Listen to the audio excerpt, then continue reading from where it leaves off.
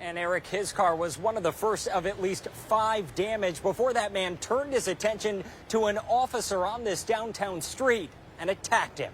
And Mary, that student was hit right here in this intersection, just feet from Mariner High School. Deputies tell me the driver was going through a turn right here when they hit that student and took off. Take a look. You can still see some of the paint from the investigation this morning.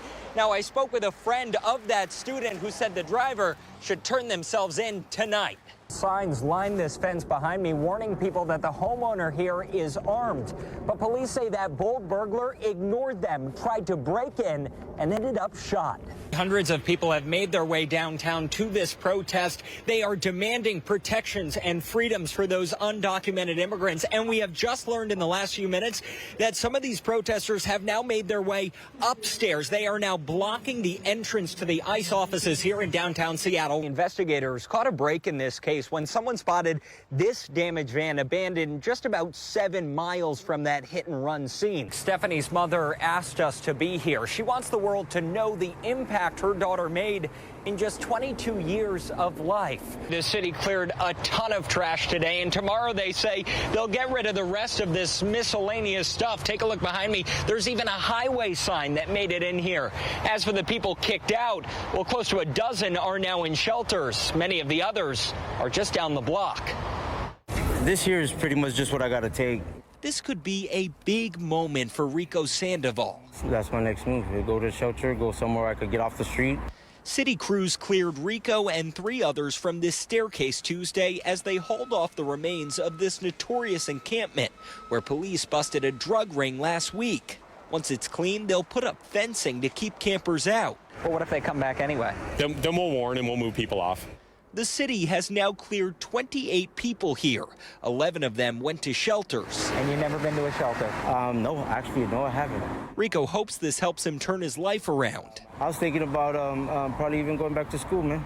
You know, it's not too big of a deal, you know, homeless. Garrett, on the other hand, moved to this camp a block away. We're just waiting for him to be done with that, and they're probably going to go back. He's dealing with addiction and finds what he needs here.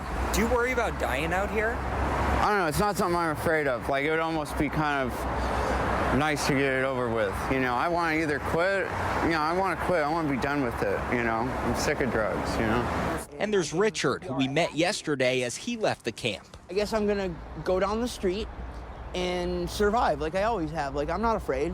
He slept in a parking lot, which he'll likely do again. I felt all right. I don't know. I'll just wait for myself to adjust, and then I'll make up my mind,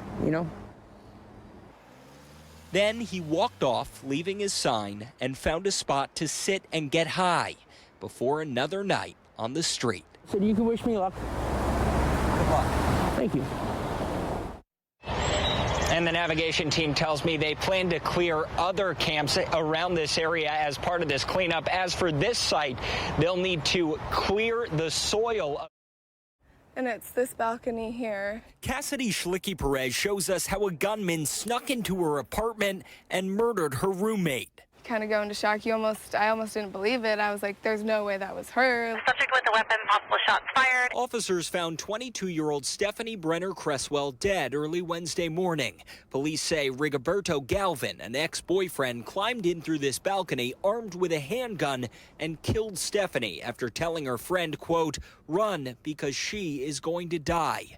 Cassidy heard the gunshots from her bed. We just freaked out. I don't know, you kind of go into shock a little bit. You kind of freeze. Everything goes slow motion. The RP is saying he killed his girlfriend. Court documents say Galvin called 911, telling them, quote, you need to send as many cops as you can. I just killed my girlfriend. We have the suspect on the phone with us.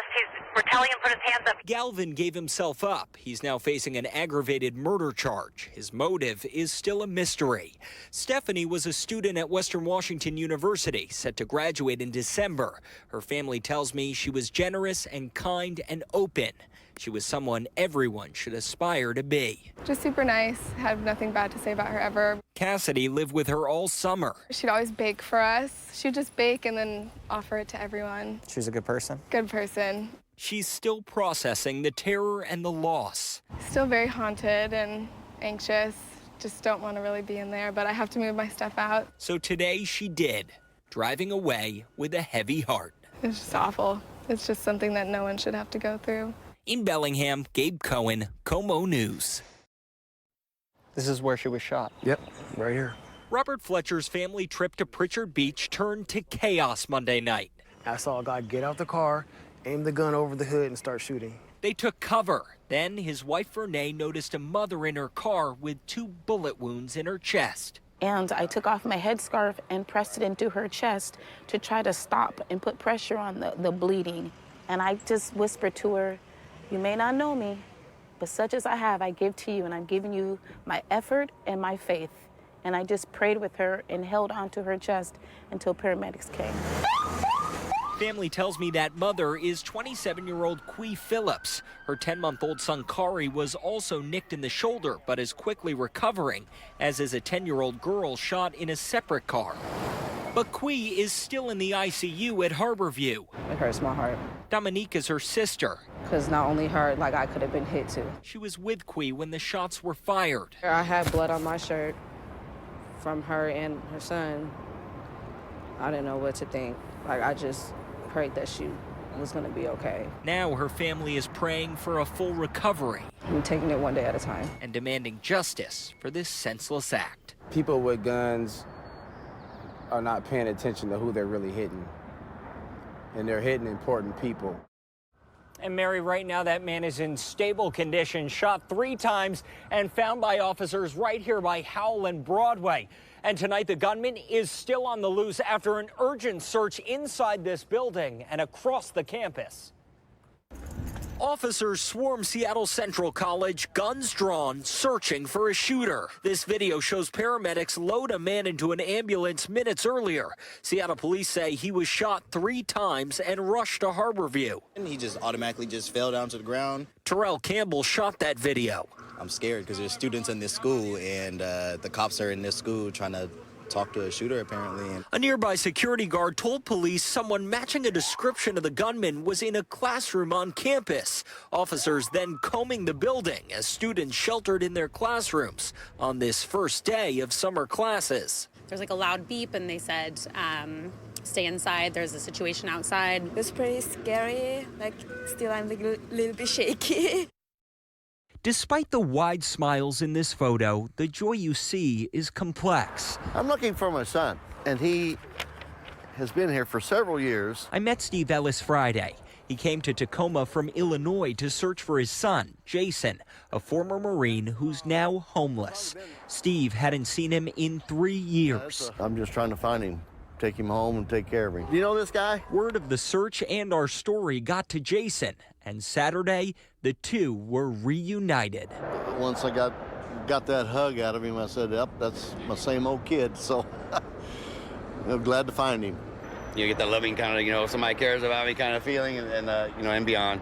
But it also kind of put me back to how quick time can get away from you. Jason followed his ex and daughter to Washington. Then he says inner demons put him on the street. I just kind of really got down on myself. But he says he's turning his life around. He's living in Tacoma's stability site and seeking services at the VA. I didn't feel like myself for the longest time, and as soon as I started to again, then here he comes. It's giving me a direction. But that direction may not point back to Illinois. I wouldn't say that that's the plan. In my mind, maybe in his mind, yeah. Jason believes he'll soon secure housing and job training. Plus, his daughter is here. I've got a few things here I still need to accomplish. So the two part ways once again. I wish he was doing something else, but he's not. So, here we are. A father and son split by circumstance, but tied by this simple truth. My father's my father regardless, regardless of anything that would happen. He'll always be my father. In Seattle, Gabe Cohen, KOMO News.